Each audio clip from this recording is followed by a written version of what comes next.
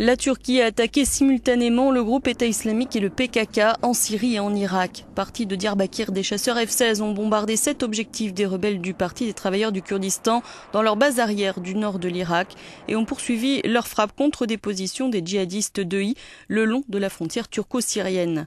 Le gouvernement a aussi confirmé que l'artillerie turque avait ouvert le feu sur des objectifs de Daesh et du PKK sans donner plus de détails.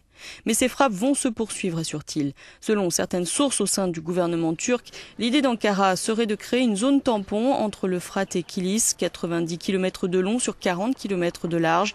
Un projet qui n'est pas récent, mais serait de nouveau en cours de négociation avec les Américains en raison du changement de stratégie radicale d'Ankara.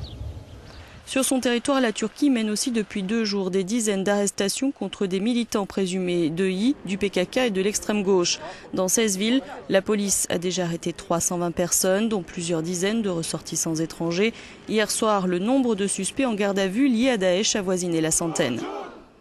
La réaction d'Ankara a été motivée par l'attentat suicide de Suruç.